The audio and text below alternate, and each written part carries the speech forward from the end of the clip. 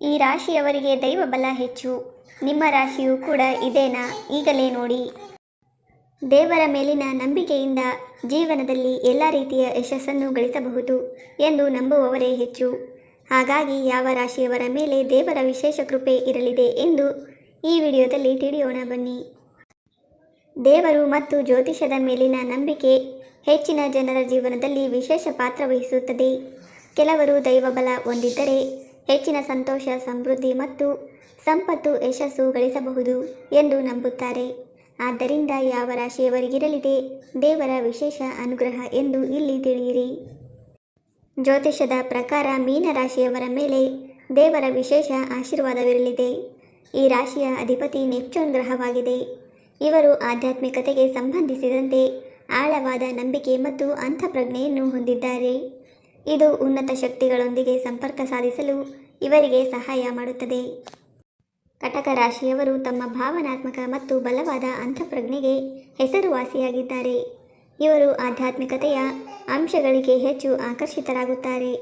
ಈ ರಾಶಿಯಲ್ಲಿ ಜನಿಸಿದ ವ್ಯಕ್ತಿಗಳು ಹೆಚ್ಚಾಗಿ ಆಧ್ಯಾತ್ಮಿಕತೆಯೊಂದಿಗೆ ಆಳವಾಗಿ ಸಂಪರ್ಕವನ್ನು ಹೊಂದಿರುತ್ತಾರೆ ಮತ್ತು ಧಾರ್ಮಿಕ ಆಚರಣೆಗಳಲ್ಲಿ ತಮ್ಮನ್ನು ತಾವು ತೊಡಗಿಸಿಕೊಳ್ಳುತ್ತಾರೆ. ವೃಶ್ಚಿಕ ರಾಶಿಯವರು ಹೆಚ್ಚು ದೇವರನ್ನು ನಂಬುತ್ತಾರೆ. ಈ ರಾಶಿಯವರು ದೇವರ ಕೃಪೆಯೊಂದಿದ್ದರೆ ಜೀವನದಲ್ಲಿ ಏನು ಬೇಕಾದರೂ ಸಾಧಿಸಬಹುದು ಎಂದು ತಿಳಿದಿದ್ದಾರೆ.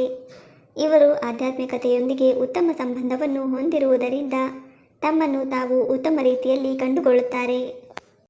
ಕನ್ಯಾ ರಾಶಿಯವರು ಸರಳ ಸ್ವಭಾವದವರು ಮತ್ತು ಆಧ್ಯಾತ್ಮಿಕತೆಯಲ್ಲಿ ಹೆಚ್ಚಿನ ಆಸಕ್ತಿಯನ್ನು ಹೊಂದಿರುತ್ತಾರೆ.